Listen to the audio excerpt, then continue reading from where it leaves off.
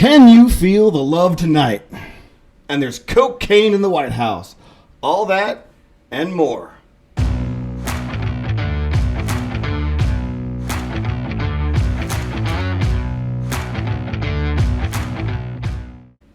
Welcome back. Thanks for stopping by Two Hands and a Foot. Before we get started, though, I would like you to do something awesomely special for me. I would like you to go ahead and click that like button. Click that subscribe button if you haven't already. Click that notification bell so you don't ever miss an episode. And then please, please, please share this with your friends because I want this channel to go big and big time. Now let's get into it. So Elton John, you know Elton John. Sir Elton John, the guy who wears colored glasses. Yeah, that Elton John. For all of you in my generation, he's saying, "Can you feel the love tonight?" In one of the greatest movies of all time. I'll fight you for it. Lion King, the animated version. Anyway, well, he's not feeling the love. He's mad about anti-grooming laws. If you don't know, Elton John is gay. Just not making any judgments on it right now. If you did not know, he's gay. But he's mad about anti-grooming laws. Elton John is 70s. He's old geezer, and he's mad about anti-grooming laws. So he made a statement saying he's not going to have any more residences within the United States of America, and so if he does come on tour back to the United States, he's not going to do what he usually does, which is live out of his houses that he has here. So Elton John favors pedophilia. I find it absolutely astonishing. And I'll use this word because there are people that I know who live that lifestyle but don't want to fall under that word, that community, because they don't believe like that community does. The community keeps growing. Right now, let me make sure I get it right. It's 2SLGBTQIA+. That's like reading the medicine bottle on your Tylenol. It's ridiculous. Side note, if I were you lesbians, I'd be ticked off. All this time, L was first, and then who are these two S people wanting to just jump and cut the front of the line? Well, that's a whole other subject. So, Elton John wants to leave. Goodbye, good riddance. We already have one old senile guy who likes to sniff and inappropriately touch children already present in this country. And I think you know who that is. That being said, speaking of that man, his son is famous for doing cocaine. I mean, we've got the pictures. And all of a sudden now, cocaine has been found in the White House. Whose is it? We don't know. Obviously, people are speculating that it's Hunter's. I mean, there's a reason for it. He's a coke addict. He does coke. All that fun stuff. That's why we're thinking it's him. But there's not right now. What we have is we don't have enough evidence to say that it is his. We don't have enough evidence to say that it's not. But what I find interesting is this: is at first they were saying we found it in the library, and which means hundreds to thousands of people could have put it there by accident. You know, it could have fallen out of anybody's pocket until they remembered there are cameras in the library. So then they had to come with, oh yeah, it's not. We made a mistake. It wasn't the library. It was in an off limits area in the West Wing. Now, still, there's a lot of people who go through the West Wing. There's hundreds of people daily that go through the West Wing that are not just the regular public. They work in the West Wing. And so, yes, to pinpoint whose it was is going to be difficult. But here's what I think happened. I think out of whoever's pocket it fell. But, and I'll use this phrase, the wrong person, lightly or in jest. The correct person, actually, but in their eyes, in the White House's eyes, the wrong person found it because the person who found it had a conscience and knew that having drugs, period, but drugs in the White House was not correct. And so the wrong person found it, and so they had to come up with a story as to why it was there. And so they're scrambling, but it sounds awfully familiar. You know, hey, it was in the library. We don't know whose it is. It could be thousands of people's stuff. Oh, there's cameras. Okay, we found it in the West Wing, but we still don't know whose it is. It sounds a lot like the laptop that Hunter Biden had. Well, there's no laptop. Well, that's Russian disinformation. There's no laptop. Then, yes, there's a laptop, but it's not Hunter's. And then, okay, it is Hunter's, but there's nothing in it. Then, okay, from there's nothing in it to, well, there's stuff in it, but it's not bad. Then it's stuff in it that's bad, but the old guy doesn't know anything about it. To the old guy knows something about it, and now we are where we are. So it kind of seems a little like that, was what the White House is saying. And so here's what I think is going to come of it. Absolutely diddly squat. I think everybody in that White House knows Hunter Biden is a druggie. And I think because of the sheer fact that he's not in jail like he should be, it means nothing's going to happen to him. Nothing's going to happen to him until something happens with the justice system and gets corrected, and people aren't afraid to follow the truth and to prosecute equally across the board. Speaking of equally across the board, and again, the Biden family, but they took a blow this time. A district court judge in Louisiana went ahead and gave a ruling on Missouri versus Biden. And for those of you who don't know that, it's most of this stuff is relatively quiet until it comes out and the left barks about it. But Senator, then Attorney General, Eric Schmidt of the state of Missouri, said, hey, this social media harassment of citizens' First Amendment rights is not good. And so put a court case all the way through, and the ruling that this judge gave now, it solidifies the direct influence the Biden administration had on suppression of First Amendment speech through social media. And so, with things like COVID and the information that was going out, they were suppressing speech. Regardless of whether or not you thought it was correct or misinformation or what have you, they were suppressing speech on these platforms. They were telling these platforms to suppress this stuff and call it and label it misinformation, disinformation, whatever. The same thing, again, with Hunter's laptop. They were doing the same thing. So they were doing this and suppressing people's First Amendments. And so this ruling just goes out and blatantly says, you guys are at fault for doing so. And we've even got Mark Zuckerberg testifying before Congress saying, yeah, we did suppress information that ultimately turned out to be true, and nothing's happening about it. But this ruling is putting it in the front of the public's face. And so I think it's encouraging. I think we need to do more things like this, that these senators are getting more courageous and need to be doing more things like this so that it does get out in front of the public's face and we can see the truth. Let grown adults decide what they want to believe. Give everybody the menu, so to speak. And I think that's going to be something that's pretty cool, and hopefully it continues to be a trend.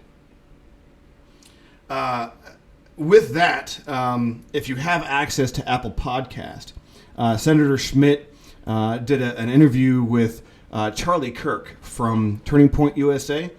And I've got the link in the description. You can go there and watch that podcast if you're able to and listen to that. Excellent interview. And it explains things in greater detail than the time I have available. I think it's a 45-minute long podcast that Charlie Kirk put out. And it's the interview with Senator Schmidt from Missouri. So go ahead and watch and check that out. Speaking of checking things out, for those of you who don't know, I am a major fan of the game of baseball. I mean, I would have loved to have hung out with Abner Doubleday and invented the game of baseball and started it from scratch. And to see the evolution from then till now and what we've got going on. And yeah, we had some rule changes that's for another time of day on the podcast. But the reason why I bring it up is, one, if you don't know, well, now you know, and that's the way to get to my heart. But two, coming up this beginning of this next week is the Major League Baseball All-Star Game, and that's on Tuesday. But before that, you have a game that is played that every child who dreams of being in baseball plays at home, in the park, in the yard, in the field somewhere, from the day they can stand and hold a bat. And it's the home run derby. Oh, yeah. So the thing I'll say is this, and for those of you who just watch it, baseball, just haphazardly or unpassionately, or as just or don't even care and or don't know, there's a difference between hitting a home run in a regular baseball game and the home run derby. That seems sort of obvious, but here's the reason why. The pitcher in a real baseball game is trying to get you out and not trying to give you an opportunity to hit a ball 350 feet over a fence or greater or what have you. Baseball players on a regular game are hitting mistakes that pitchers are making. And they don't make a whole lot of them because they're professional and good at what they do.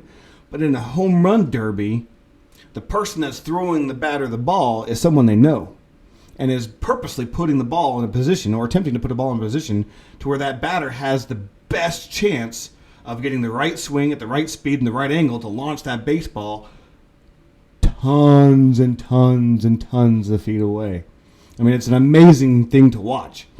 And so you want people in the contest that are excellent home run hitters. And so here's the lineup we have today. As of today, there are eight contestants, eight competitors in this thing. So we have Luis Robert Jr. from the Chicago White Sox. We got Pete Alonso from the New York Mets. We got Mookie Betts from the Los Angeles Dodgers. We got Adolis Garcia from the Texas Rangers. We got Adley Rutschman from the Baltimore Orioles. Julio Rodriguez from the Seattle Mariners. Vladimir Guerrero Jr. from the Toronto Blue Jays. And then rounding it out, we got Randy Arozarena from the Tampa Bay Rays. Now, here's the thing I like about the home run derby. Guys like Vladimir Guerrero Jr. If you know his pedigree, Vladimir Guerrero, Vlad Sr., launched baseballs. Famous for launching baseballs. A mile, it seems. Jr. can do the same. He's having a down year. He's only got 13 home runs right now in the regular season, but like I said, it's different in the home run derby. So I expect him to be in the running for winning the title this year. That being said, another favorite I have picked is Pete Alonso. I mentioned him in a podcast episode earlier, one of my earlier podcasts. I like the dude. The guy's solid, and he can smash baseballs. So that's my pick. Right now I'm going to go out on the limb. I'm going to say Pete Alonso versus Vladimir Guerrero in the finals for the home run derby. Don't get me wrong, the other one's a good. Julio Rodriguez can a mile away. Adley Rutschman is a great up-and-comer in the game of baseball, and he can launch baseballs too. I mean, they all can launch baseballs. But I think Junior and Alonso, I think those two guys, that's my pick for the final. And I'm going to have Pete Alonso edging Guerrero Jr. by 2. I think that's what it's going to be. That's what it is. But I mean, I am okay with being wrong and Guerrero Jr. knocking it out of the park and winning as well. But my pick is Pete Alonso over Vlad Guerrero Jr. By 2. That's what I'm guessing. So we got that. We got that going. Some notable people missing. Notable players missing from this contest. Mike Trout. We all love to watch him hit dingers all day long. The guy is one of the purest baseball players today, and he's still doing it well. I mean, he's been in the league for quite a while now, and he's still doing it well. And so I think I like him. He's a pure baseball player, a 5-tool baseball player, and I love watching him play. Unfortunately, he's got a fracture in his hand, and he's just had surgery. He's having surgery soon, real soon. He's out 4 to 8 weeks. So okay, we'll give him that one. We'll see him again next year. His teammate, Shohei Ohtani. The guy can ball. He's a once-in-a-generation baseball player. The guy can pitch, and the guy can hit for power. I don't know why he's not in it. I think that he's a crowd favorite. I think he could be a contender for it, and I think the fans deserve someone like him performing in this manner. But I also can see he needs to take a day off because he doesn't stop. He's either pitching or he's pitching and hitting. Or he's either hitting or he's pitching and hitting. There you go. So, okay. Now we come to the new guy in the league. He just got called up, I think, last month. Been sensational. He's been hitting dingers as well. Ellie De La Cruz, the Cincinnati Reds. The guy is lighting it up. And he's having a hot year. And I'm not too fond of flash in the pans for the All-Star game, but this isn't the All-Star game. Just because you're in the All-Star game or not doesn't mean you can't be in the home run derby. So with the dingers that he's been hitting, with the home runs that he's been hitting, I think he would have been a crowd favorite. I know he turned it down. He turned down the offer. I don't know. I haven't read anything as to the reason why. I've been looking, but I can't find anything for it. And then the biggest disappointment that I think we come to when it comes to the home run derby is Juan Soto. He's the defending champion. He won last year. So why not defend your title? Why not defend your title? He's not old. He didn't retire at the end of last year. He's still young. He's still good. He's still able to hit home runs. Come back and defend your title. Make someone move you off of that podium. Or are you too afraid? I don't know. I'm not a fan of him. It's a long story, but he can hit home runs. And so I come from a background where you defend your title. Make someone take it from you. And if they take it from you, they deserve it. But come back and defend your title. Speaking of titles, Nathan's hot dog eating contest occurred on July 4th at Coney Island. Why is that a thing, you may ask? If you've never heard about it, or even if you had, okay, what's the big deal? The big deal is this. This guy named Joey Chestnut. If you haven't heard his name, you've been living under a rock. The guy is a famous food eater. And he's been in eating hot dog contests since 2005, and he hasn't lost since 2015. He's won 16 mustard belts. Well, big deal. It is a big deal in the eating world. But here's the deal. He won with, in 10 minutes, he ate 62 hot dogs and their buns. In 10 minutes. To win. And he won by double digits again this year. His record, and the record of the hot dog eating contest, is 76 in 10 minutes. And it must have been the weather. I say that because the men's division was delayed by 2 hours because of rain. And so it must have been the weather. He couldn't get over 70 this year. But he still won by double digits, and that's amazing. Now here's the thing, is he's not just a hot dog eating champion. He owns 52 eating records. 52. I'm not going to mention all of them. I just got a couple of them here. Long form wings, chicken wings, 182 in 30 minutes. Taco Bell soft tacos, 53 in 10 minutes. The amount of grease. Go! 53 in 10 minutes. Hard boiled eggs. Make sure you finish swallowing. You're sitting, you're breathing nice. 141 in 8 minutes. You heard that right. 8 minutes, 141 hard-boiled eggs. Eat your heart out. Cool Hand Luke. If you haven't seen that movie, watch it. So that's an amazing adventure for sure. Congratulations to Joey Chestnut. Keep it going. I want to see you back next year. Unlike Juan Soto, you have the guts to step out on stage and defend your title. And it doesn't look like he's going to be losing or giving it up anytime soon. Mr. Esper put up a good fight, but fell short. So, take it where you want, Joey. Go to retirement being happy. And hopefully that's many, many years from now. And, I'll take you out to eat when you're ever my way. We'll go that way.